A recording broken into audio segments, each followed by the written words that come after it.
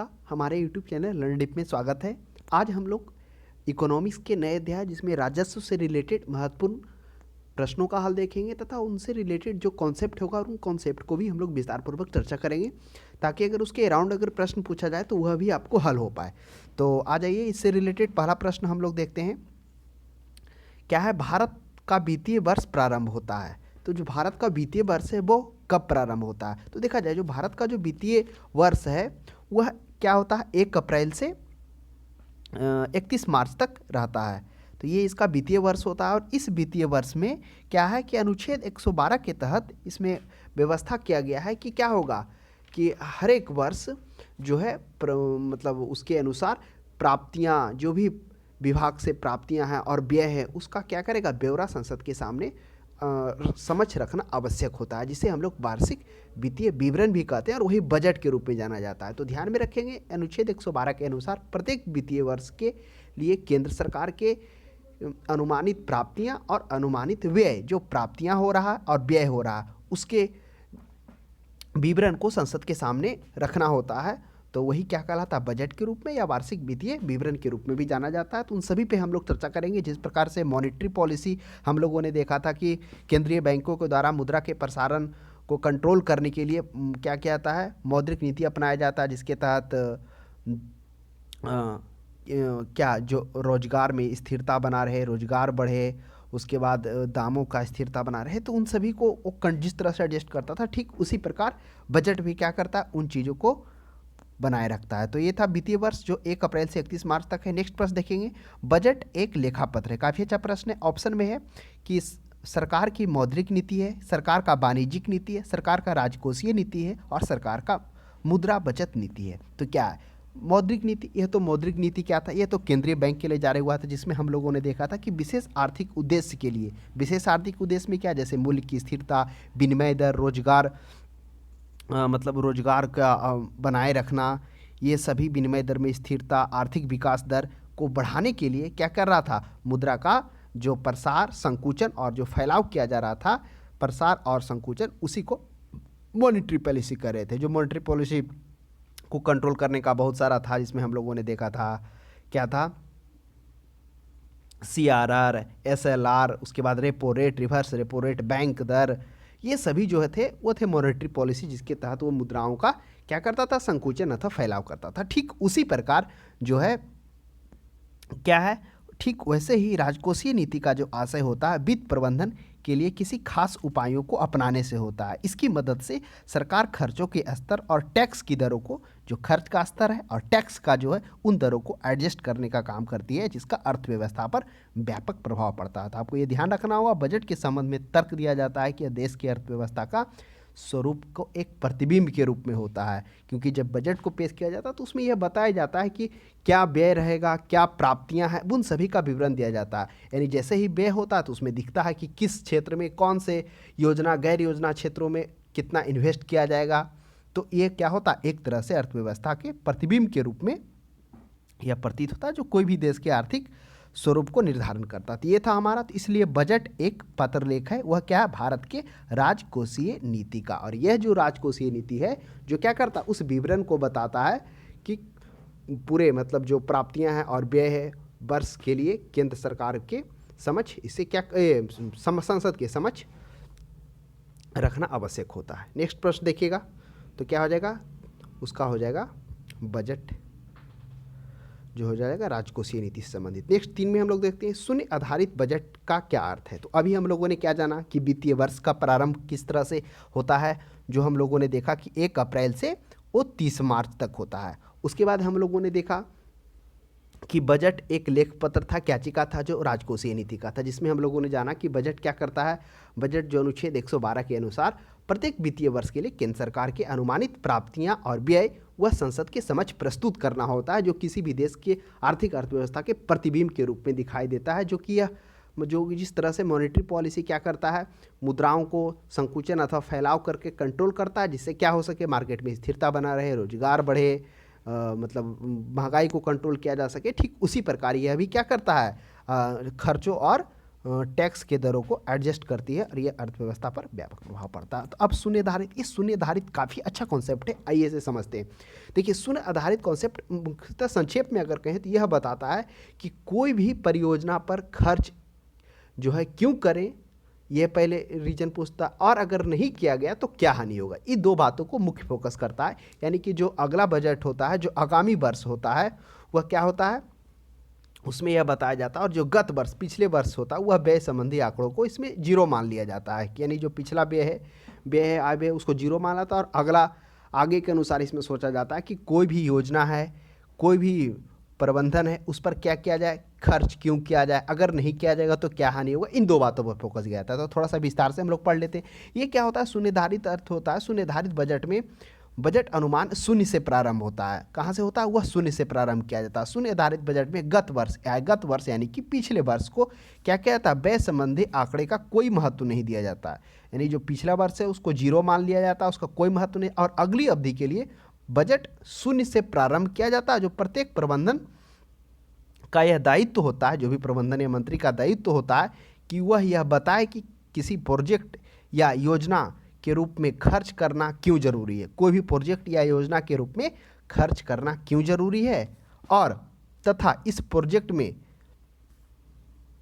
अगर मतलब इस योजना को शुरू नहीं किया गया तो किस प्रकार की हानि होगी। तो ये दो बातों को दिया जाता है। कौन सा दो बातों, संक्षेप में कहें तो दो बातों को, कि अगर कोई भी प्रोजेक्ट या योजना होता है मतलब उस पर जो रुपया खर्च करना क्यों जरूरी है, अगर इस प्रोजेक्ट या योजना शुरू नहीं किया गया तो क्या हानि है, क्यों जरूरी है और क्या हानि है, इन दो बातों को मुख्य बताता है। यानी कि शून्य बजट कहने का ही होता है, जो गत वर्ष होता है उसको शून्य मान लिया जाता है, यानी उससे उसका कोई मतलब नहीं होता है। जो आगामी वर्ष होता है शून्य से स्टार्ट किया जाता है, अगली अवधि के लिए जो बजट होता है वह शून्य है, शून्य उसको मान लिया जाता है और उससे प्रारंभ किया जाता है, जिससे एक अच्छा निष्कर्ष भी निकल के चला आता है कि किस योजना पे खर्च करना है। अगर इन दो बातों को, अगर शून्य आधारित बजट है, अगर आप इसे और भी विस्तार में जाएंगे, ऐसे तो हम डिटेल बता ही दिए, तो इससे एक पता चल जाता है कि कौन से बजट पे सरकार को पैसा इन्वेस्ट करना होता है, कौन सा नहीं करना होता, किस पे कम करना होता है, किसको बंद करना होता है, ये सभी आंकड़े सरकार के पास आ जाती है।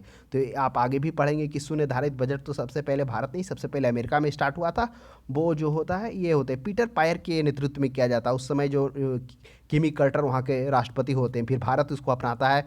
अमेरिका में तो समझिए 1977 में ही स्टार्ट हो जाता है, भारत में थोड़ा लेट से आता है, ये 86-87 में भारत अपनाता है इसको। तो काफ़ी अच्छा है ये, क्योंकि इससे पता चल जाता है कि किस योजना को बंद करना है, किस योजना पे कम व्यय करना है, कौन सा योजना जरूरी है। नेक्स्ट 4 में देखिए, शून्य आधारित बजट तकनीक किस देश को देन मानी जाती है। शून्य आधारित बजट में हम लोगों ने क्या देखा, हमने यह देखा कि जो गत वर्ष होता है, पिछले वर्ष होता है, उस गत वर्ष को क्या कर लिया जाता है, मतलब ये जो गत वर्ष होता है उसको मतलब उसका कोई महत्व नहीं दिया जाता है, और जो आगामी अवधि होता है उसको शून्य से स्टार्ट किया जाता है। और इसमें यह बताया जाता है कि किस प्रोजेक्ट पर या किस योजना में रुपये को मतलब जो रुपया है खर्च करना क्यों जरूरी है, अथवा नहीं खर्च किया गया तो क्या हानि। इन दो बातों पर ध्यान दिया जाता है। शून्य आधारित संयुक्त राज्य अमेरिका में, तो आप ध्यान में रखिएगा, पीटर पायर के नेतृत्व में किया गया था। उस समय जब ये स्टार्ट किया गया था 1970 में किया गया था, तो ध्यान में रखिएगा 1970 के दशक में इसका मतलब शुरू किया जाता है। वो जिस समय जिमी कार्टर वहाँ के राष्ट्रपति होते हैं, उनके नेतृत्व में अपनाया जाता है। तो वही होगा संयुक्त राज्य अमेरिका के बजट का सर्वप्रथम कब अपनाया गया, तो वह होगा 1970 ईस्वी में। क्यों, क्योंकि जिमी कार्टर वहाँ के जो राष्ट्रपति होते हैं वो होते हैं 39वें राष्ट्रपति, जो बनते हैं 1976 से 80 तक। तो वही 1970 ईस्वी में अमेरिका में इसे अपनाया जाता है। हालांकि इससे पहले भी जो हम लोगों ने भी देखा ना कि 70 में खोज हो जाता है, लेकिन इसे उसका जो व्यापक परिणाम है उसमें कुछ इम्प्लीमेंट कर, सुधार कर, वो 1970 ईस्वी में जब अमेरिका आता है तो देखने को मिलता है। इससे पहले बोला जाता है कृषि क्षेत्र में भी इस चीज़ को अपनाया गया था, लेकिन व्यापक परिणाम नहीं मिला। तो ध्यान में रखिएगा भारत में शून्य आधारित बजट। तो शून्य आधारित बजट में क्या था, इन हम लोगों ने देखा दो बातों पर, इसमें दो बातों क्या था कि जो गत वर्ष के व्यय संबंधी आंकड़े का कोई महत्व इसमें नहीं दिया जाता है, यानी जो गत वर्ष होता है उसका कोई महत्व नहीं दिया जाता, और जो आगामी वर्ष होता है उससे जीरो मानकर शून्य से स्टार्ट किया जाता है। और उसमें कोई भी योजना हो गया, प्रबंधन हो गया, उसमें रुपये क्यों खर्च किया जाए इस पर जोर दिया जाता है, क्यों खर्च कर दिया जाए, और नहीं खर्च किया गया तो क्या हानि हो सकता है। तो इसी को शून्य आधारित बजट कहा गया था, जो अमेरिका में सबसे पहले किसके द्वारा, पीटर पायर के द्वारा वो इसका खोज किया जाता है। आज जब अमेरिका में अपनाया जाता है तो 1970 में कौन रहते, किमी कार्टर उस समय राष्ट्रपति वहाँ के होते हैं। भारत में कब होता है, 1986 से 87 में यह बजट शून्य आधारित बजट अपनाया जाता है। नेक्स्ट देखिएगा, भारत में सर्वप्रथम किस राज्य में शून्य आधारित बजट तकनीक को अपनाया जाता है। अभी हम लोगों ने देखा भारत में 1986, लेकिन भारत में कौन ऐसा राज्य है जो सबसे पहले उस शून्य आधारित बजट को प्राथमिकता देता, तो वह हो जाएगा आंध्र प्रदेश। तो ध्यान में रखिएगा, इस आंध्र प्रदेश में तो क्या इसी वर्ष तो नहीं, ये होता है 1987 से 88 में ये क्या करता है, आंध्र प्रदेश अपनाता है। भारत में तो 85-86 में ही चलाता है, लेकिन जो सभी विभागों में जो उसके बाद केंद्र सरकार के सभी में विभागों में जो उसको अपनाने के लिए जोड़ दिया जाता है वो 86-87 में दिया जाता है। नेक्स्ट देखिएगा, भारत में शून्य आधारित बजट प्रणाली कब अस्तित्व में आया। तो अभी हम लोगों ने देखे कि भारत में जो शून्य आधारित बजट है वो 1986 से 87 में आया। अब आपके माइंड में अब 1986-87 क्या है, प्रथम पंचवर्ष, चौथी पंचवर्षीय योजना 7वीं है, तो आप ध्यान रखिए थोड़ा सा क्रम से हम लोग पंचवर्षीय योजना की चर्चा आई है तो उसे जान लेते हैं। पहला पंचवर्षीय योजना कब हुआ था, वह होता है 1951 से 56 ईस्वी में होता है, जिसमें हम लोगों ने देखा कृषि पर। दूसरा जो होता है 1956 से 61, 1956 से 56 हो गया ना, 56 से 61, और दूसरा होता है 61 से 66, जिसमें हम लोगों ने देखा कि राउरकेला हो गया, भिलाई हो गया, दुर्गापुर हो गया, बोकारो स्टील प्लांट हो गया, ये सभी भारी उद्योग का महत्व दिया जाता है और वो खुलता भी है, स्थापना भी होता है। तो ये तो था। उसके बाद उसके बाद क्या होता, तीसरा पंचवर्षीय योजना 1961 से होता है 66 तक। अब उसके बाद 66 के बाद 3 साल गैप होगा, अब गैप होगा तो 1969 होगा। ये गैप क्यों होता है, थोड़ा सा देखिए आ गया तो चर्चा कर देते हैं। गैप इसलिए होता है क्योंकि 1962 ईस्वी में चीन के साथ युद्ध होता है और इस युद्ध के कारण जो लक्ष्य रखा गया था 1961 से 66, वो लक्ष्य की प्राप्ति नहीं हो पाती क्योंकि आर्थिक मंदी से भारत को जूझना पड़ता है। इसके कारण फिर एक एक वर्ष का योजना चलाया जाता है और इसी में देखेंगे कि जो एक एक वर्ष में हरित क्रांति भी इसी में आता है ना। तो हरित क्रांति भी देखने को मिलेगा 1966 ईस्वी में, स्वामीनाथन के नेतृत्व में आएगा। तो उसके बाद फिर और भी बहुत सारा IAAP आएगा, IADP आएगा, सब कुछ आएगा।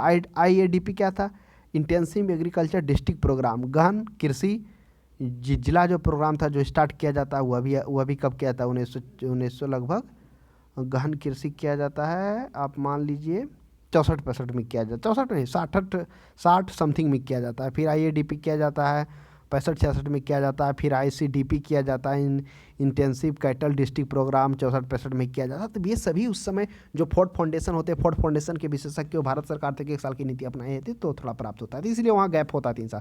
तो फिर आप क्या देखें, जो चौथी हम लोगों ने देखा था, चौथी क्या था, चौथी हम लोगों ने देखा था चौथी पंचवर्षीय योजना 1969 से ये होगा 74 तक।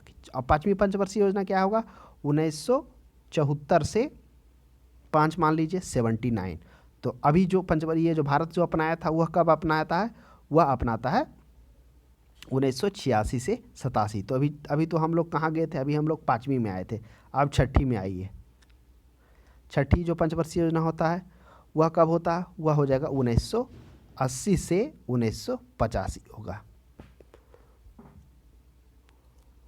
यहाँ भी 1 साल का गैपिंग होता है क्योंकि 69 है ना, 69 से ऐसे होगा तो 80 से 85 होगा छठा। फिर 7वां जो होगा, 7वां होगा वह 1980 से 85 हो गया, अब 85 से होगा 1990, ये हो जाएगा 7वां। तो ध्यान में रखिएगा।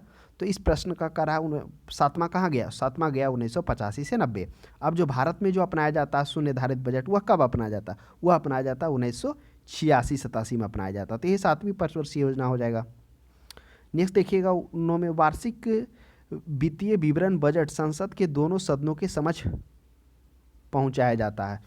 तो किसके द्वारा पहुंचाया जाता है, तो स्वाभाविक सी बात है वित्त मंत्री द्वारा, क्योंकि अनुच्छेद 112 में क्या कहा गया है, इसमें स्पष्ट रूप से कहा गया कि प्रत्येक वित्तीय वर्ष के लिए केंद्र सरकार की जो अनुमानित प्राप्तियां और व्यय है उसका एक विवरण संसद के सामने समक्ष प्रस्तुत करना होता है, जिसे वार्षिक वित्तीय विवरण भी कहा जाता है, वार्षिक बजट के रूप में भी जाना जाता है, जिसमें यह बताया जाता है कि जो कुल प्राप्तियां हैं और जो कुल राजस्व प्राप्तियां हैं, कुल राजस्व व्यय है, राजस्व पूंजीगत व्यय है, पूंजीगत प्राप्तियां, वो सभी उसमें विवरण दिया जाता है। यानी एक तरह से जो आय और व्यय का विवरण प्रस्तुत किया जाता है वह वित्त मंत्री के द्वारा किया जाता है और यही बजट कहलाता है। नेक्स्ट देखेंगे 10 में, केंद्र सरकार के बजट के चालू खाते में व्यय की सबसे बड़ी मद है। अब देखिए, अब आपके माइंड में चालू खाता मतलब जो करेंट ईयर है ना, एक होगा आगामी खाता हो गया जो अगले वर्ष के लिए हो गया, और जो हो गया वित्त वर्ष हो गया, गत वर्ष हो गया, पिछले वर्ष। तो केंद्र सरकार के बजट के चालू खाते में व्यय की सबसे बड़ी मद क्या होती है?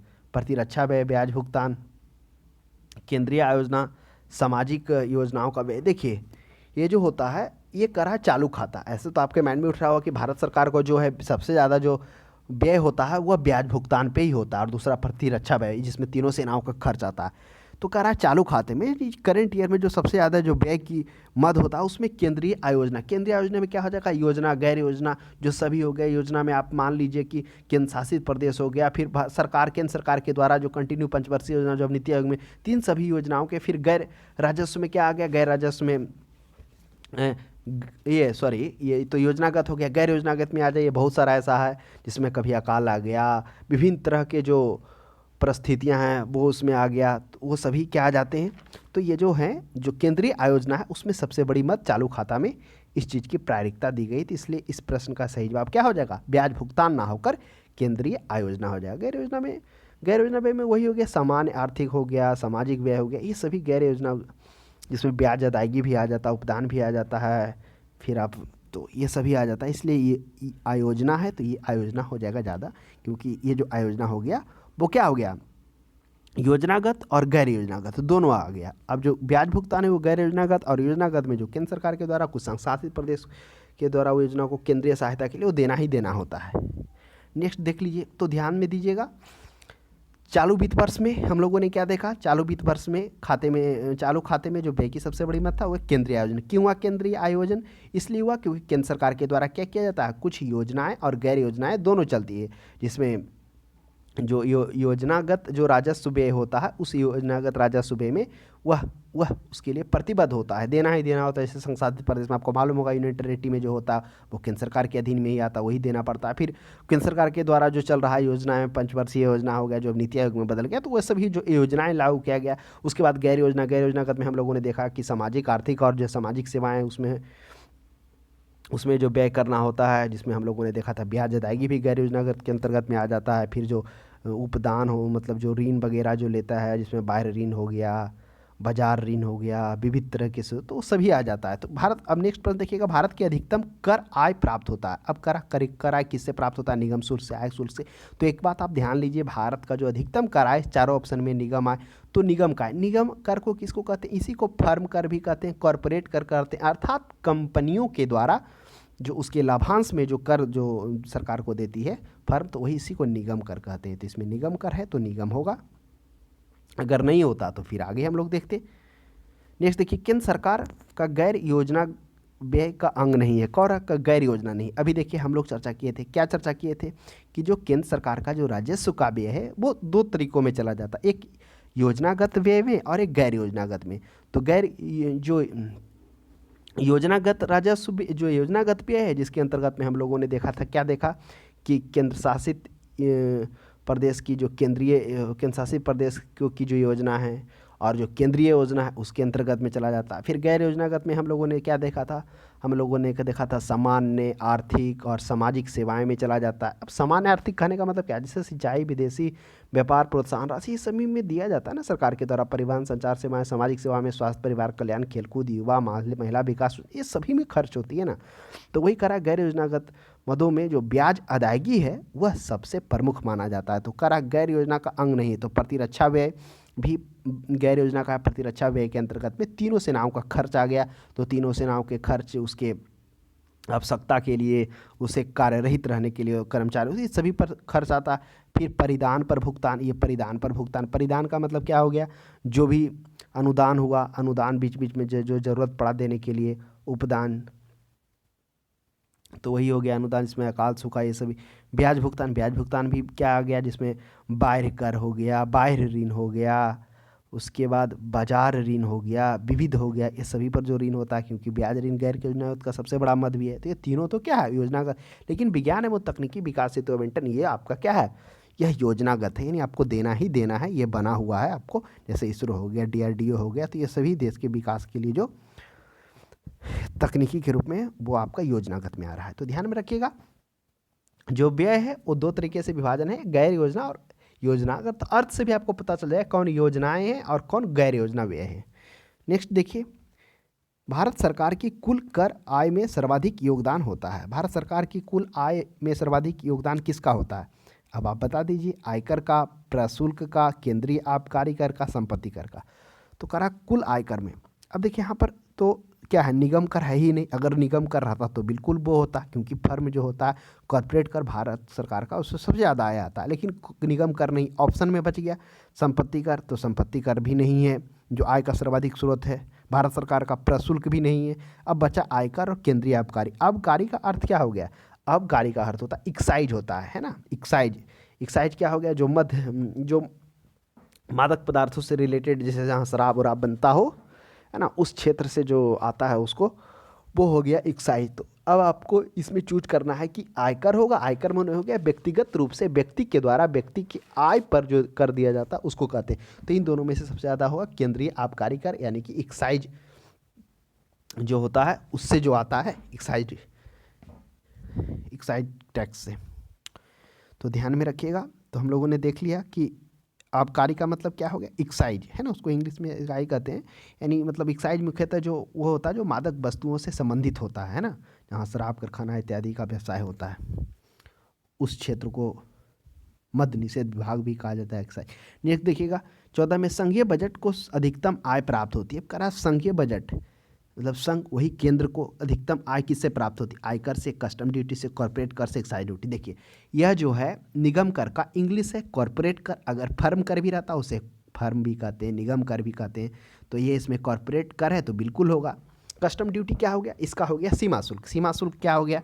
यानी जो अंतर्राष्ट्रीय व्यापार, अंतर्राष्ट्रीय वस्तुओं का जो परिवहन होता है सीमा पर, उसके तहत जो कस्टम वहाँ पर लगाया जाता है। एक्साइज ड्यूटी अभी हम लोग पढ़े थे, केंद्रीय आबकारी कर होता है। आयकर जो व्यक्तिगत रूप से व्यक्तियों के द्वारा लिया जाता है, उसके आय पर, व्यक्ति के आय पर। नेक्स्ट देखिएगा 15 में, निम्नलिखित में से कौन सा स्रोत संघ सरकार का स्रोत नहीं है? तो कौन है संघ सरकार का स्रोत नहीं है? कौन सा स्रोत संघ सरकार का स्रोत नहीं है? उत्पाद शुल्क, व्यापार आयकर, कॉर्पोरेट। कॉर्पोरेट कर तो सबसे ज़्यादा यही निभाता है आयकर संघ सरकार का। उसके बाद आयकर भी है, यानी व्यक्तियों की आय के पर जो लिया गया। उत्पाद शुल्क भी है, जो वस्तु का उत्पादन हुआ उसके बाद उत्पाद शुल्क लिया गया। व्यापार है, तो व्यापार कर यह जो है वह संघ सरकार के स्रोत नहीं है। तो यह ऑप्शन नंबर सी होगा, व्यापार या व्यवसाय कर, जो किसके अंतर्गत में आता है? यह प्रत्यक्ष कर है, राज्य के अंतर्गत में आता है। नेक्स्ट देखिएगा 16 में, राजकोषीय घाटे और बजटीय घाटे का अंतर किसके बराबर होता है? काफ़ी अच्छा प्रश्न है, इसे हम लोग पहले समझते हैं कि राजकोषीय घाटे क्या होता है। देखिए राजकोषीय घाटे होता है, राजकोषीय घाटे जो मुख्यतः यह बताता है कि सरकार का जो कुल व्यय है और उधार को छोड़कर कुल प्राप्तियों का जो अंतर आता है उसी को राजकोषीय घाटे कहते हैं। अर्थात राजकोषीय घाटे क्या करता है? यह बताता है कि जो सरकार का जो ऋण है वो उधार को छोड़कर कितना वो मतलब लिया गया, ये आपको दिखाता है। यानी कि राजकोषीय घाटे से यह पता चलता है, क्या पता चलता है कि राजकोषीय घाटे वित्त पोषण क्या किया जाता है? ऋण के द्वारा है जो किया जाता है, उन सभी बातों को यहाँ से प्राप्त होता है।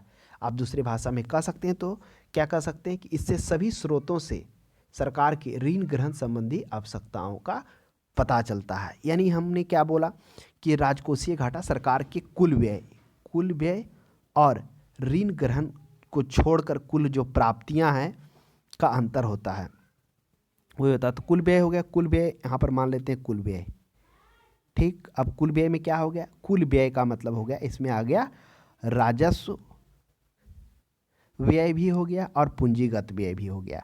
अब माइनस हो गया कि माइनस क्या हो गया? ऋण ग्रहण को छोड़कर प्राप्तियां। तो ऋण ग्रहण को छोड़कर प्राप्तियां हो गया तो राजस्व, अब तो हो गया राजस्व, तो व्यय हो गया तो राजस्व आय भी यहाँ पर देंगे। अब जो राजस्व आय आ जाएगा, राजस्व आय बोलिए या प्राप्तियां बोलिए, दोनों चलेगा, है ना। तो जो राजस्व प्राप्तियां हो गया प्लस अब कर रहा है गैर ऋण, जो ऋण नहीं है। अर्थात गैर ऋण में कौन कौन नहीं आता? आ जाता है ये क्या बोलते हैं, ऋणों की वसूली, जो ऋणों की वसूली है वो गैर ऋण में आ जाता है। प्लस उपक्रमों का जो है विनिवेश से प्राप्ति, यानी उपक्रमों के जो बिक्री से जो प्राप्त होता है ये आ जाता है, तो उसमें घटा देंगे। तो आ जाएगा। और कुल बजटीय घाटे क्या होता है, यानी कुल व्यय जो है वह कुल प्राप्तियां से अत्यधिक हुआ है, तो उसे हम लोग बजटीय घाटे कहते हैं, यानी जो कुल व्यय हुआ है वो प्राप्तियां से अधिक हुआ है। देखिए जो घाटे हैं मुख्यतः जो राजकोषीय घाटा हो गया, बजटीय घाटा तो पूरा बताता है कि उसको बजट घाटे में कितना घाटा हुआ उतना ऋण की आवश्यकता है, और राजकोषीय घाटे में मुख्यतः यह हमें बताता है कि जो ऋण की आवश्यकता है, ऋण ग्रहण संबंधी आवश्यकताओं का मतलब जो पता चलता है वो कहाँ से होता है, जिसमें गैर ऋण को शामिल नहीं किया जाता है। गैर ऋण क्या हो गया, जो हम इंटरनेशनल लेते हैं, देश विदेश संगठनों से लेते हैं, है ना, उससे पता चलता है कि पूंजीगत प्राप्तियां उसको छोड़कर कितना है ऋण। तो वही कर रहा है। तो आप अब यहाँ पर देख लीजिए, करा दोनों का अंतर, राजकोषीय घाटे। अब हम लिखते हैं यहाँ पे कुल व्यय, कुल व्यय माइनस क्या हो गया, अब यहाँ पर ले लीजिए राजस्व प्राप्तियां। अब कुल व्यय में क्या आ गया, कुल व्यय में आ गया राजस्व व्यय भी आ गया और पूंजीगत व्यय भी आ गया, है ना।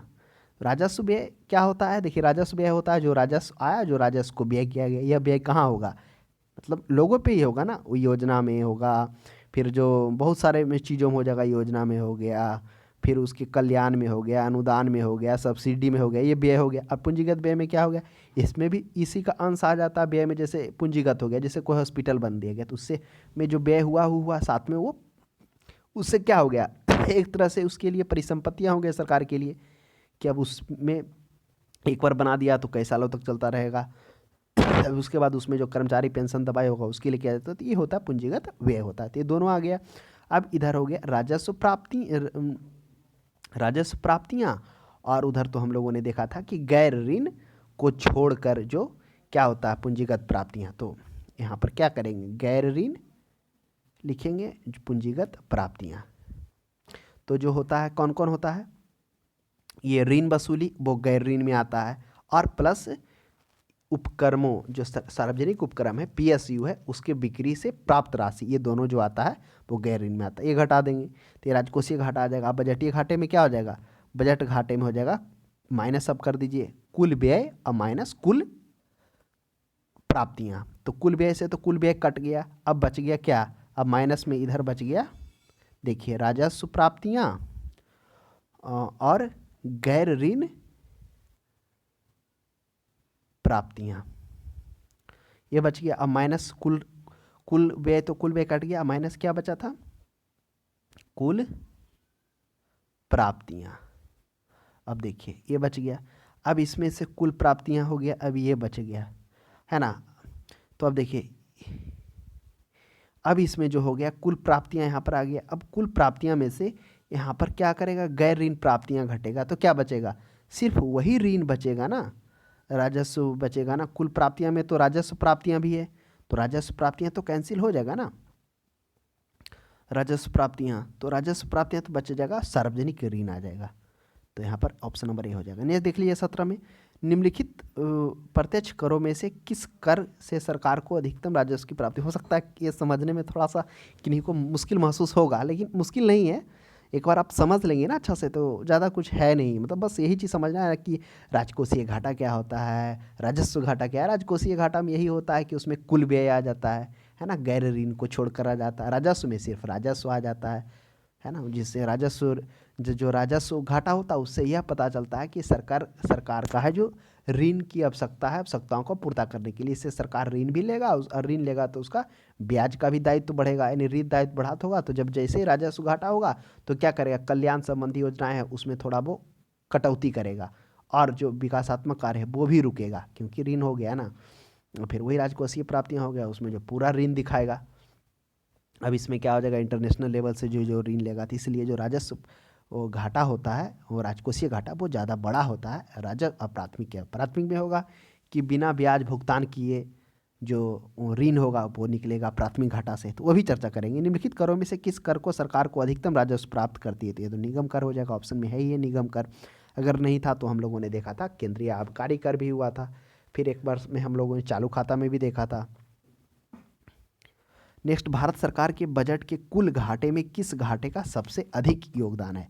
तो अभी देखिए, अभी चर्चा किए थे ना कि देखिए प्राथमिक घाटा और राजस्व। प्राथमिक घाटा में क्या हो जाता है, प्राथमिक घाटा में होता है कहने का मतलब होता है कि जो ब्याज भुगतान के बिना जो उधार ली गई राशि होता है वही प्राथमिक घाटा होता है। प्राथमिक घाटा में मान लीजिए इसमें जो राजकोषीय घाटा होता है, यानी राजकोषीय घाटा और माइनस ब्याज भुगतान, यही होता है। तो यानी ब्याज भुगतान के मतलब कि बिना अ, उधार के ब्याज भुगतान के बिना उधार ली गई राशि वही निकल जाता है, क्योंकि इसमें क्या करते हैं ब्याज भुगतान को घटा देते हैं ना, तो इसलिए प्राथमिक घाटा से क्या होता है, प्राथमिक घाटा से मतलब आप ये जान लीजिए कि प्राथमिक घाटा से ये पता चल जाता है कि जो बिना मतलब जो ऋण है वो ऋण कितना लिया गया सरकार के द्वारा, है ना, क्योंकि ब्याज भुगतान को घटा दिया था। और राजस्व घाटा में क्या हो जाता है, राजस्व घाटा में हो गया राजस्व व्यय घाटा। क्या होगा, जब प्राप्तियां जितना हुआ उससे अत्यधिक व्यय हो गया, तो राजस्व व्यय और राजस्व प्राप्तियां,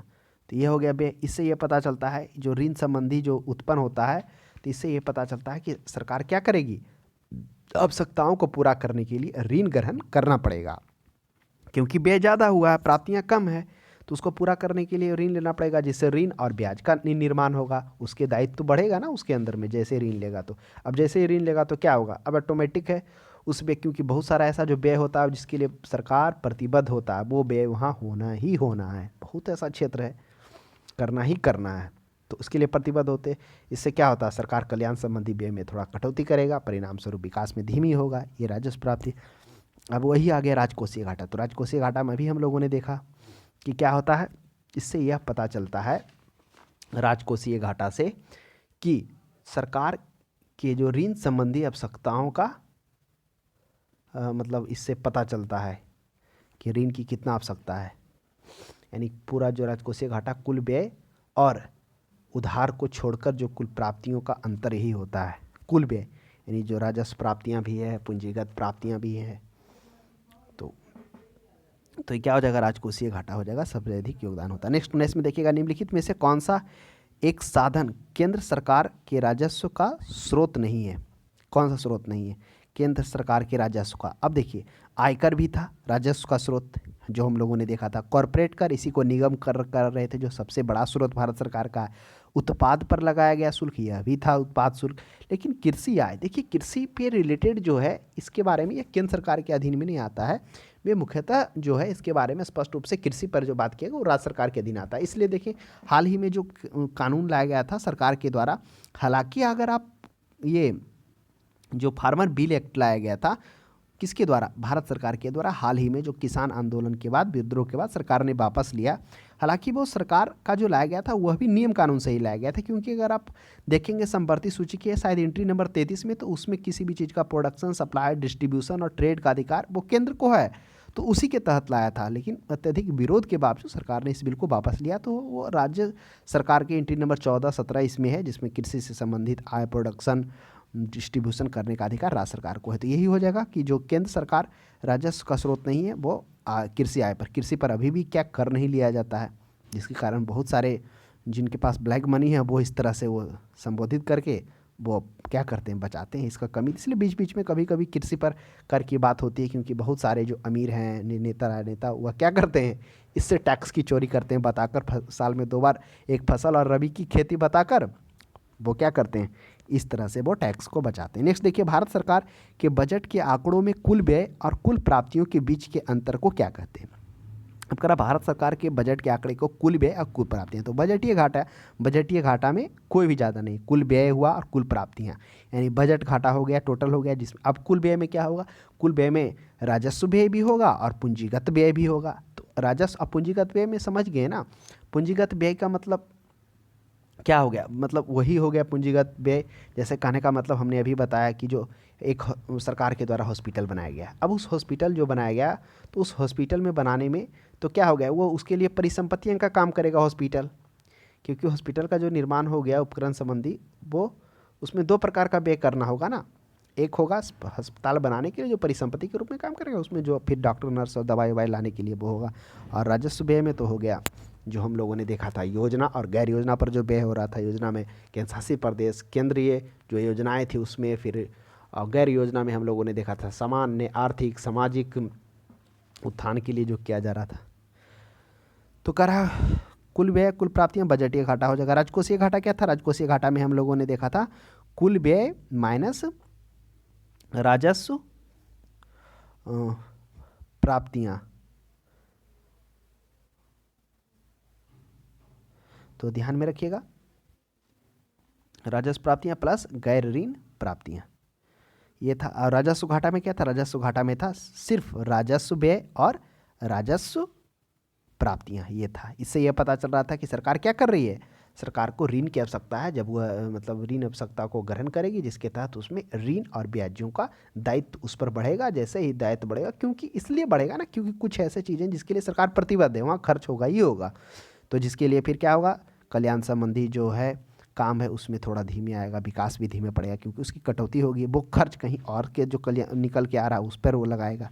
राजस्व में तो सिर्फ राजस्व व्यय और राजस्व आय निकल रहा है ना। अब प्राप्तियां से अगर कुछ जो आ रहा है तो उधर जो लगना चाहिए वो पैसा कहाँ यह यूज हो रहा है। तो यह अभी दर्शा रहा है कि जो अन्य जो कल्याणकारी योजना है वहाँ से कटौती करके पैसा यहाँ उसको मेंटेन करेगा। नेक्स्ट देखिए, राजकोषीय घाटे से क्या तात्पर्य है। अभी हम लोगों ने देखा राजकोषीय घाटे का अर्थ क्या हो गया। राजकोषीय घाटे में हम लोगों ने देखा कि सरकार कुल व्यय और उधार को छोड़कर जो कुल प्राप्तियों का जो अंतर आता है, उधार मतलब समझ रहे हैं ना, ऋण ग्रहण है ना, तो मुख्य रूप से वही कर सकते हैं। तो कुल व्यय और ऋण ग्रहण को छोड़कर जो प्राप्तियों का अंतर होता है वही होता है। तो देखिए कुल व्यय हो गया, अभी कुल व्यय हो गया, अब राजस्व प्राप्तियां हो गया और ऋण ग्रहण, तो ऋण की वसूली और विनिवेश की प्राप्तियां यानी पीएसयू। पीएसयू उपक्रम को बेचने से जो प्राप्तियां होता है ना, वो ऋण ग्रहण में नहीं आता, कर्ज में नहीं, उधार में नहीं आता। तो ध्यान में रखिएगा, ऋणों की वसूली और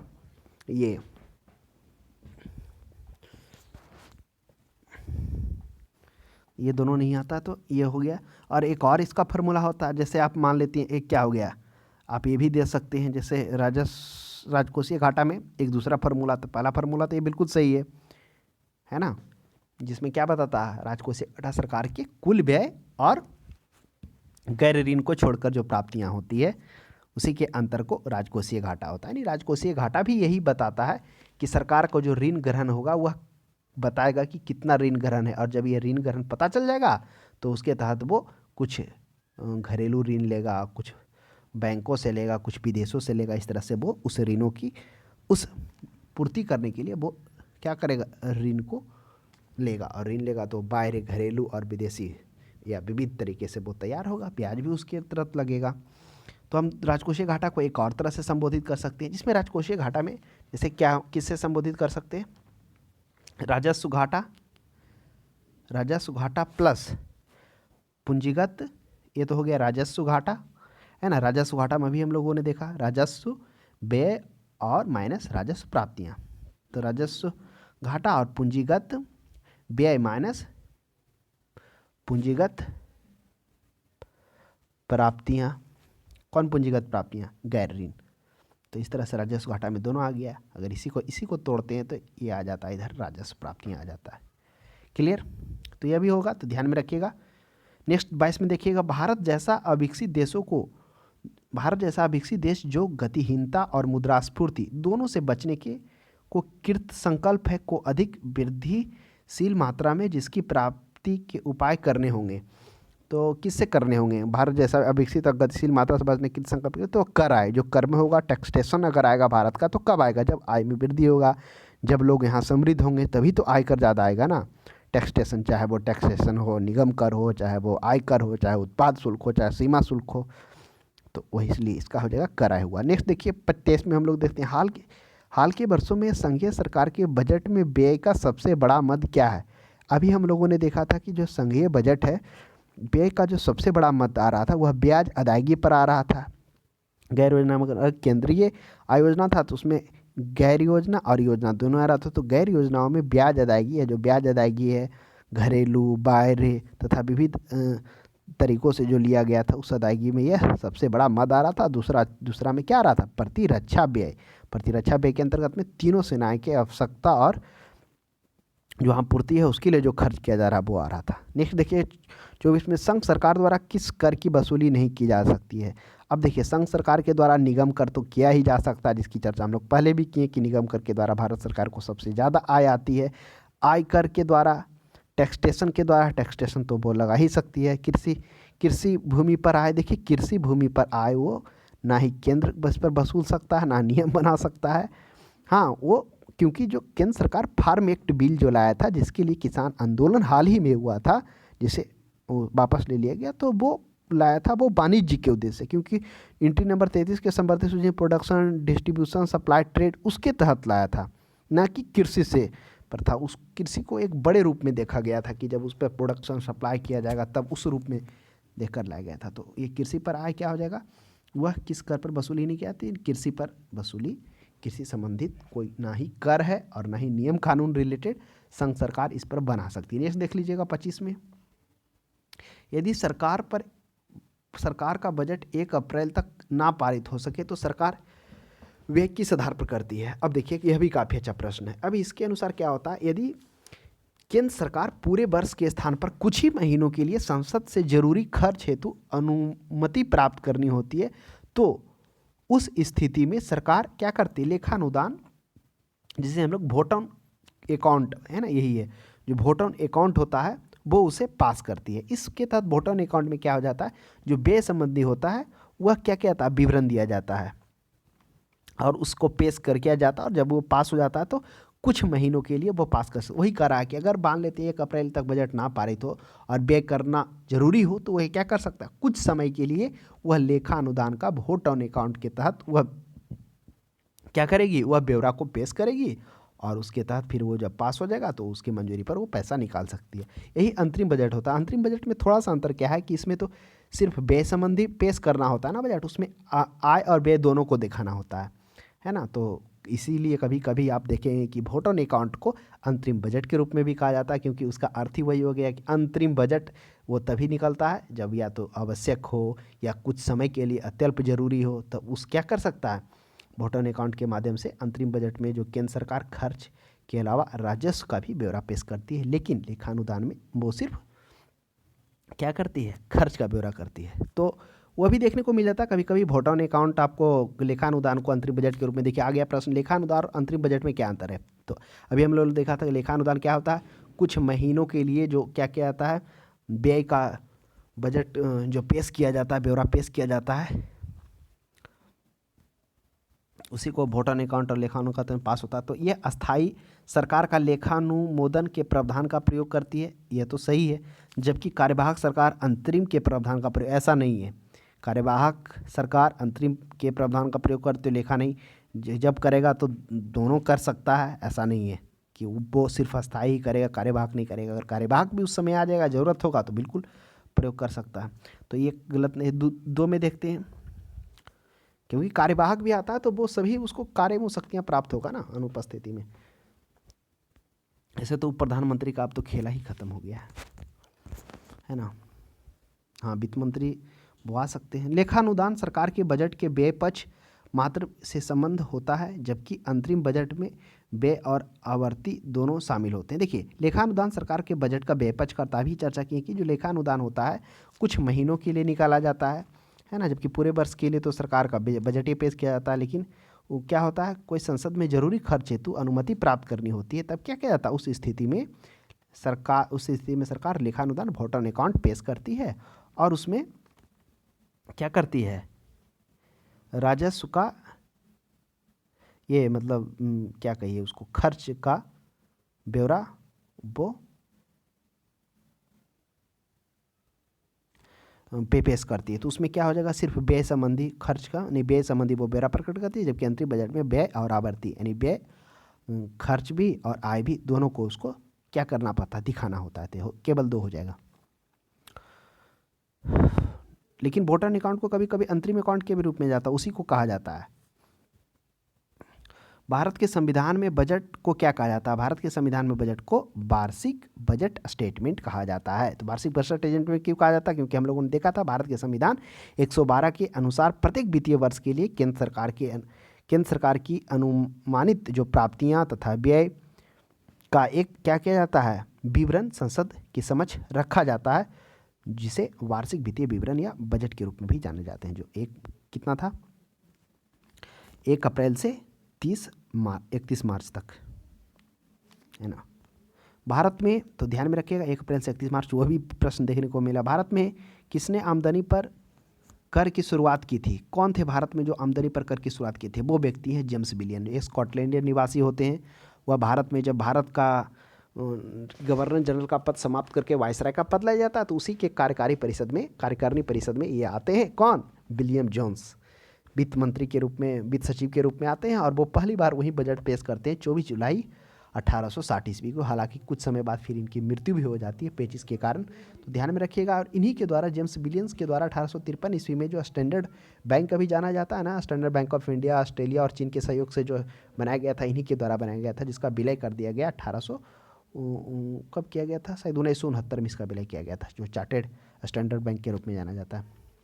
नेक्स्ट 29 में देखिएगा, संघ सरकार के कर राजस्व में सबसे महत्वपूर्ण स्रोत क्या है? तो निगम कर है। सोचना क्या है, क्योंकि निगम कर भारत सरकार का सबसे ज़्यादा इसमें कर आता है। नेक्स्ट देखिए 30 में, निम्नलिखित में से कौन सा भारत सरकार द्वारा नहीं लगाया जाता है? सेवा शुल्क लगाया जाता है भारत सरकार द्वारा, सीमा शुल्क भी लगाया जाता है। सीमा शुल्क हम लोगों ने देखा था, क्या देखा था कि अंतर्राष्ट्रीय सीमाओं पर माल परिवहन पर जो आयात निर्यात के लिए जो कर लगाया जाता है, वही सीमा शुल्क, जिसको हम लोग कस्टम ड्यूटी भी हम लोग कहते हैं। सेवा शुल्क भी देखा, शिक्षा, लेकिन मार्ग पर केंद्र सरकार के द्वारा नहीं लगाया जाता। तो इस प्रश्न का सही जवाब ऑप्शन नंबर डी हो जाएगा। नेक्स्ट देखिएगा 31 में, निम्नलिखित में से कौन सा समूह केंद्रीय कर से संबंधित है? कुछ ऐसे कर हैं जो राज्य के द्वारा भी लगाए जाते हैं, तो आपको ये चुनना कि केंद्रीय कर। तो आयकर, तो आय पर कर केंद्र सरकार के द्वारा लगाया जाता है, बिल्कुल है। सीमा शुल्क जो अंतर्राष्ट्रीय सीमाओं पर जो माल परिवहन पर लगाया जाता है, वो भी केंद्र सरकार के द्वारा लगाया जाता है। तो अब देखिए, बिक्री कर जो होता है राज्य के द्वारा भी लगाया जाता है, इसलिए थोड़ा इसको रिमूव किए। अब उत्पादक शुल्क है, तो ये क्या हो जाएगा? ये भी केंद्र सरकार के द्वारा लगाया जाता है हालांकि, तो ये हो जाएगा ऑप्शन नंबर बी हो जाएगा। अब देखिए, मनोरंजन कर इसमें है, इसके कारण ये नहीं लगाया जाता है। मनोरंजन से रिलेटेड शायद केंद्र सरकार के, ये राज्य सरकार के द्वारा लगाया जाता है। गृह कर भी, तो इसलिए बाकी ऑप्शन रिमूव हुआ। नेक्स्ट देखिए 32 में अब हम लोग आते हैं। भारत में कृषि आय पर लगाया जा सकता है। भारत में कृषि कर लगाया जा सकता है, कृषि आयकर लगाया जा सकता है, किसके द्वारा? अब देखिए, प्रश्न अभी हम लोगों ने देखा कि कृषि से संबंधित जो प्रश्न था, जिसमें हम लोगों ने जाना कि कौन सा साधन है जो केंद्र सरकार के राजस्व का स्रोत नहीं है, जिसमें कृषि पर था। तो ये जो भारत में कृषि आय पर कर, वह राज्य सरकार के द्वारा लगाया जा सकता है, क्योंकि कृषि से संबंधित जो है प्रावधान वो राज्य सूची में ही दिया गया है। राज्य सूची, संवर्ती सूची, उसमें भी देखेंगे तो वही बात है। अब जो स्वाभाविक सी बात है, जो उसके विषय में आएगा, जो उसके क्षेत्र में आएगा, वही सी पर वो कानून बना सकता है, या तो टैक्सेशन से संबंधित हो या फिर अन्य से संबंधित हो। तो इसलिए राज्य सरकार के अधीन में ये आएगा। नेक्स्ट 33 में देखिए, निम्नलिखित में से कौन सा प्रत्यक्ष कर है? अब प्रत्यक्ष कर और अप्रत्यक्ष कर। प्रत्यक्ष कर में होता जो सीधे व्यक्तिगत तौर पर व्यक्ति के द्वारा लिया। अप्रत्यक्ष कर मतलब हो गया वस्तुओं के उत्पादन पर, मतलब कोई भी वस्तुओं, आप अप्रत्यक्ष कर क्या कहेगा? ऐसा कर जो वस्तुओं और सेवाओं को उनके पहुंचने से पहले जो लगाया जाता है, जो मतलब नहीं दिखता है ना, वो पहुंचने से पहले उसमें बहुत सारा टैक्स जो आता है, वो प्रत्यक्ष कर हो गया। तो अब बताइए, विक्रय कर, एक्साइज ड्यूटी, कस्टम ड्यूटी, संपदा शुल्क, कौन प्रत्यक्ष कर है?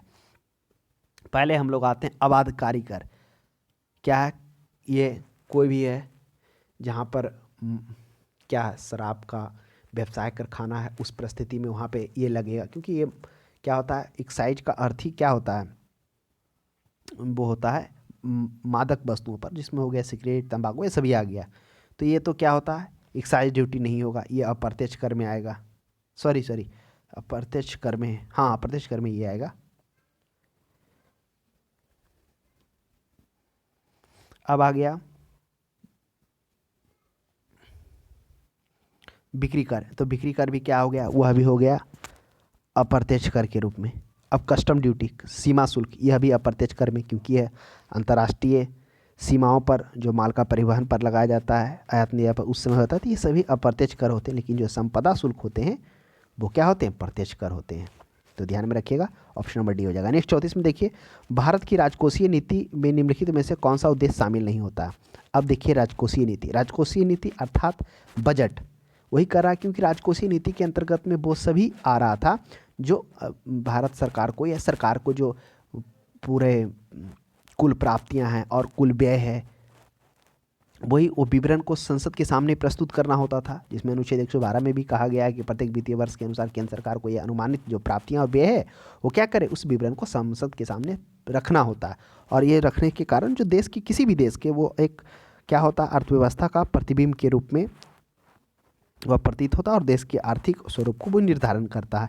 तो राजकोषीय नीति में कौन सा उद्देश्य शामिल नहीं होता? तो ठीक हम लोगों ने देखा था जिस प्रकार से मॉनेटरी पॉलिसी क्या करती है, मौद्रिक नीति के अनुसार वो पैसा को आपूर्ति को नियंत्रण करती है, ठीक उसी प्रकार क्या है राजकोषीय नीति भी क्या करती है, खास उपायों को अपनाकर वह खर्च और टैक्स के दरों को एडजस्ट करती है इसी जो अर्थव्यवस्था पर वापस पड़ा। तो यह भी पूर्ण रोजगार पर इस बात को भी ध्यान में रखती है, कीमत स्थिरता पर भी ध्यान में रखती है, संपत्ति व आय के न्यायोचित वितरण हो इस पर भी ध्यान रखती है, और केंद्रीय व्यापार पर विनियमन। देखिए विनियमन का मतलब होता है रोकना, उसको नियमित नहीं करना।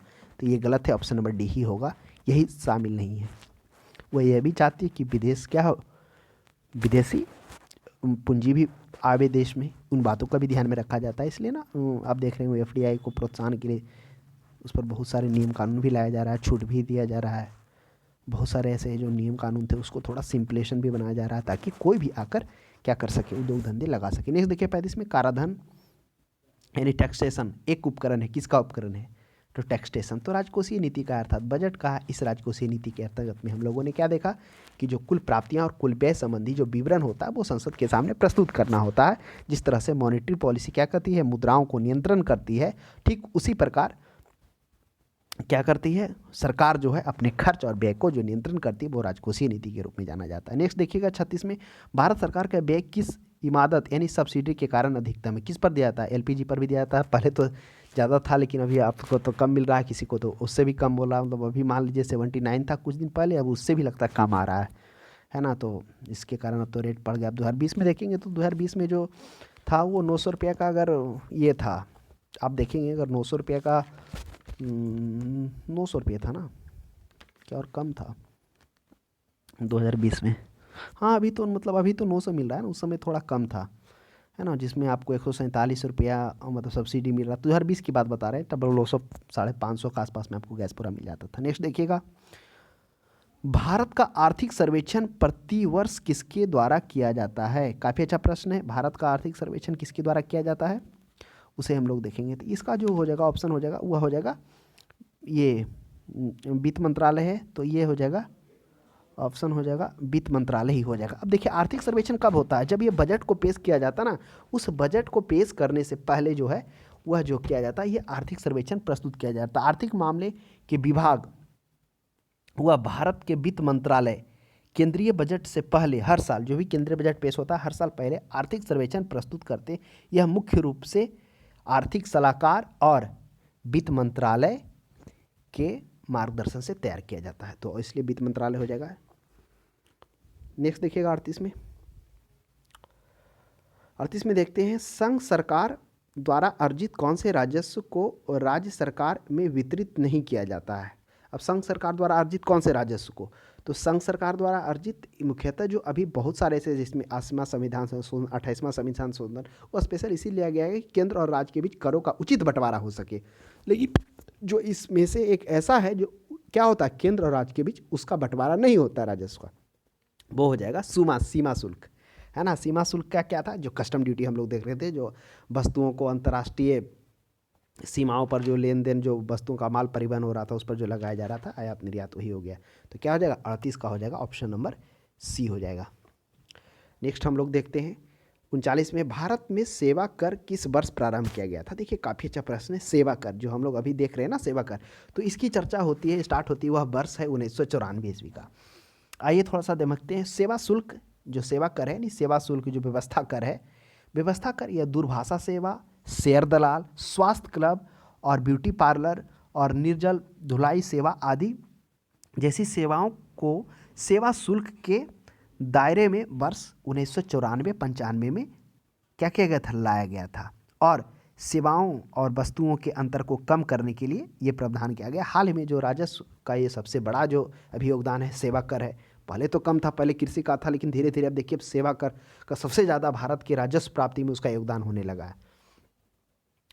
उसके बाद क्या है, तो जिस समय जब इसे लाया गया था तो मात्र इसमें 3 वस्तु थी, लेकिन अगर आप डाटा देखेंगे 2007-08 का तो इसमें सेवा कर के अंतर्गत में 100 वस्तुएं शामिल हो गया है ना। तो अभी तो और भी ज़्यादा होगा, तो 1994-95 हो जाएगा। नेक्स्ट देखिएगा 40 में हम लोग आते हैं।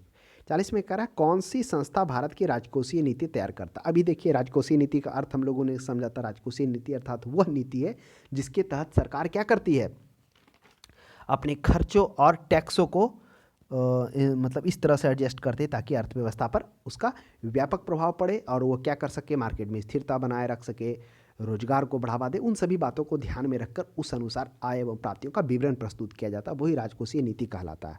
जिस तरह से मॉनेटरी पॉलिसी यानी केंद्रीय बैंक जिस तरह से मुद्राओं का क्या करती है, प्रसार और संकुचन करती है, ठीक उसी प्रकार वित्त में केंद्र सरकार क्या करती है, अपने खर्च और आय का इस तरह से वितरण करती है कि उसका देश पर व्यापक प्रभाव पड़े। और कोई भी देश का, किसी भी देश का, ऐसा नहीं सिर्फ भारत, अन्य देशों का भी जो होता है, जो बजट होता है, वो काफ़ी एक तरह से डिपेंड करता है अर्थव्यवस्था पे, एक प्रतिबिंब के रूप में कार्य करता है। तो अर्थव्यवस्था नीति क्या है, कौन तैयार करता है, वित्त मंत्रालय। तो स्वाभाविक सी बात है, वित्त मंत्रालय के द्वारा, जिसमें हम लोग देखा अनुच्छेद 112 के तहत क्या होता है, उसे संसद के समक्ष कुल प्राप्तियां और कुछ व्यय को प्रस्तुत करना होता है, उसे विवरण प्रस्तुत करना होता है। नेक्स्ट देखिएगा 41 में, घाटे की वित्तीय व्यवस्था का अर्थव्यवस्था पर क्या प्रभाव पड़ता है। घाटे का वित्तीय व्यवस्था का अर्थव्यवस्था पर। अब कह रहा है घाटे, घाटे क्या बताता है। अब देखिए घाटे का, अब देखिए घाटे हम लोगों ने 3 प्रकार से देखा। क्या देखा था, पहला देखा था कि राजस्व घाटा, जिसमें भी राजस्व घाटा से क्या पता चल रहा था, राजस्व घाटा से ये पता चल रहा था कि जो है ऋण ग्रहण मतलब ऋण की आवश्यकता हो रही है, और वह जो ऋण प्राप्ति के लिए उसके तहत ऋण और ब्याज का भी दायित्व तो बढ़ रहा है। और ये इसलिए हो रहा है क्योंकि कुछ क्षेत्रों में सरकार उसको पैसा को खर्च करने के लिए प्रतिबद्ध है।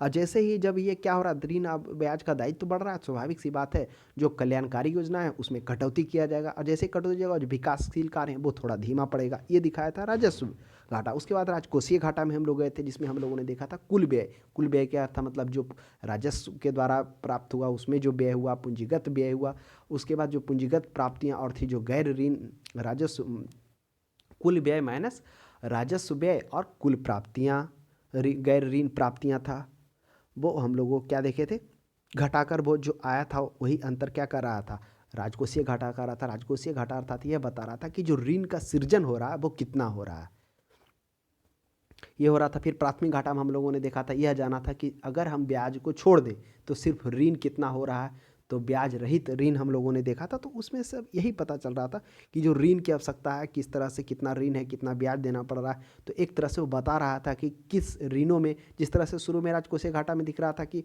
मान लेते हैं राजकोषीय घाटा आ गया, तो अन्य जो है उस योजनाओं से पैसा कटौती कर इसमें लाया जाएगा, स्वाभाविक सी बात है वो काम धीमा होगा। राजकोषीय घाटा में हम लोगों ने क्या देखा, अब जो ऋण जो क्रिएट हुआ है राजकोषीय घाटा, अब वह कैसे पूर्ति होगा, तो उसके लिए ऋण लिया जा रहा था। वह ऋण कहाँ से लिया जा रहा था, वह ऋण घरेलू से लिया जा रहा था, यानी कि भारत से लिया जा रहा था, फिर विदेशों से, फिर अन्य संस्थाओं IMF WF भी सब इससे लिया जा रहा था। तो ये वो चीज़ बता रहा था कि जो कितना सरकार को ज़रूरत है उस पैसों को, और वो पैसा कहाँ से आएगा, तो ये वो चीज़ बता रहा था। तो वही करा, घाटे वित्तीय व्यवस्था का अर्थव्यवस्था पर जैसे घाटा हो रहा था तो क्या हो रहा था, बहुत ये चीज़ दिखा रहा था, वो ऋण को सृजन कर रहा था। जब से ऋण सृजन और उसके पूर्ति करने के लिए मुद्रा को लाया जा रहा था, मुद्रा हो रहा था। तो एक तरह से जब मुद्रा बाद में आएगा, बढ़ेगा, यानी मुद्रास्फीति का कंडीशन उस समय बनेगा, बन सकता है प्रावधान या प्रोबेबिलिटी होता है बनने का। मुद्रास्फीति क्या होता है, जिसमें मुद्रा के मूल्य में गिरावट आ जाती है और वस्तुओं का दाम बढ़ जाता है, वो मुद्रास्फीति कहलाता है। ये ऐसा इसलिए आ जाता है क्योंकि जो पैसा आ जाते हैं तो थोड़ा उसका क्या होता है, वस्तुओं का मांग बढ़ाता है, घट जाता है, इसके कारण वो उसका मूल्य में गिरावट देखने को, तो ही मुद्रा आपूर्ति में वृद्धि होगा। करों में तो बिल्कुल नहीं होगा, मजदूरी में नहीं होगा, ये तीनों ऑप्शन आराम से रिमूव हो रहा है।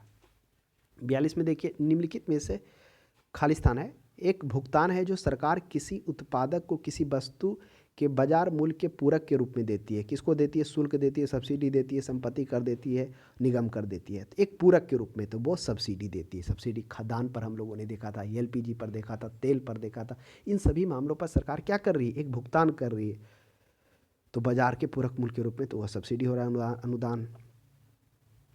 नेक्स्ट देखिएगा 43 में, करा भारत में सामान और सेवा दर GST शुरू कब किया गया था। तो GST शुरू कब किया गया था, हुआ 101वां संविधान संशोधन 1 जुलाई 2017 को यह शुरू किया जाता है। तो आपको ध्यान में रखना होगा 101वां संविधान संशोधन, इसमें GST को लाया जाता है ना, गुड्स एंड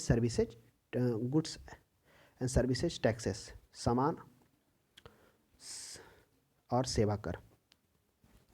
तो ध्यान में रखिएगा 101वां संविधान संशोधन के तहत सबसे पहले जो ये लागू किया जाता है वह भारत के कौन सा जिला होता है, असम में लागू किया जाता है। उसके बाद दूसरा बिहार आता है, तो वह भी ध्यान में रखेंगे।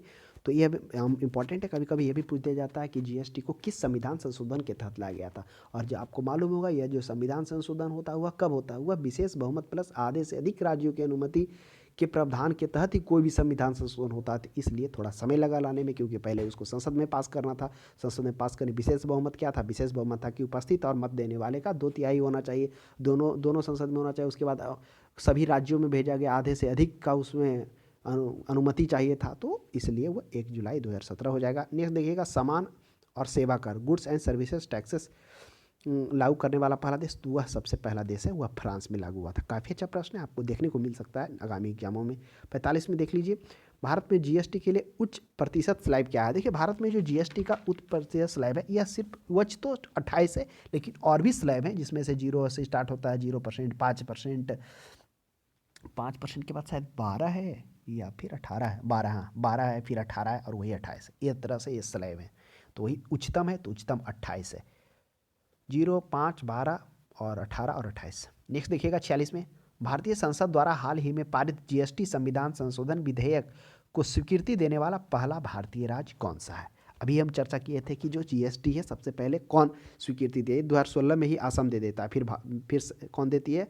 ये बिहार देती है। फिर 47 में देखिए, 1 जुलाई 2017 को भारत में जीएसटी का औपचारिक शुभारंभ हुआ था। औपचारिक शुभारंभ कब होता है? संसद भवन से होता है, इंडिया गेट से होता है, प्रधानमंत्री कार्यालय से, राष्ट्रपति भवन से। तो 1 जुलाई वह होता है संसद भवन से होता है। आपको लग रहा होगा कि केंद्र में लाने से पहले राज्य, हाँ राज्य अपना, अगर वो अपना विधानमंडल में पारित कर देती है, जब पारित हो जाता है तो वो लगा सकता है, इसलिए पहले आया और यहाँ पर संसद में पास हुआ, फिर आधे से अधिक राज्यों की अनुमति लगा, इसलिए समय लगा। वह 101वां संविधान संशोधन के तहत लगाया गया संसद भवन से। भारत में कौन सबसे पहले राज्य? असम लगा।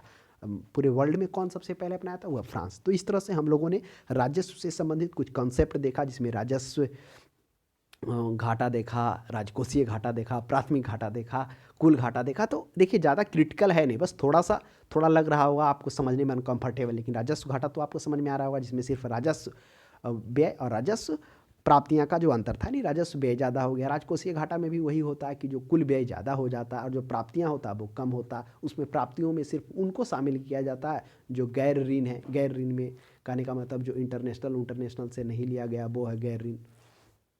गैर ऋण में कौन कौन आ रहा था? ऋण की वसूली आ रहा था और पीएसयू का आ रहा था, बिक्री आ रहा था। और प्राथमिक घाटा में हम लोगों ने ये जाना, प्राथमिक घाटा, देखिए प्राथमिक घाटा क्या था? प्राथमिक घाटा का जो फार्मूला था उसमें क्या था? कुल व्यय। थोड़ा सा चर्चा कर देते हैं। प्राथमिक घाटा क्या था? प्राथमिक घाटा में था कुल व्यय और माइनस ब्याज, यही था ना प्राथमिक घाटा में। तो कुल व्यय और ब्याज भुगतान, तो इसके कारण यह आ रहा था कि सिर्फ बिना ब्याज का जो ऋण है वो कितना आ रहा है, अर्थात ये कह रहा था ब्याज भुगतान के बिना उधार ली गई राशि। तो ये सभी बता रहा था कि किस तरह से राजकोषीय घाटा में ये पता चला कि जो घाटा है अब उसकी पूर्ति कहाँ कहाँ से होगी, उसके लिए ऋण कहाँ से आएगा। तो ये सभी एक तरह से बता रहा था कि ऋणों की जो पूर्ति है वो कहाँ कहाँ किस माध्यम से, कितना बजट पर सरकार पर कितना ब्याज के रूप में जा रहा है। तो इन सभी बिंदुओं पर हम लोगों ने चर्चा किया। तो आज के लिए इतना ही। आपको यह क्लास कैसा लगा कमेंट बॉक्स में ज़रूर बताएं। तब तक हमारे क्लास को देखने के लिए धन्यवाद।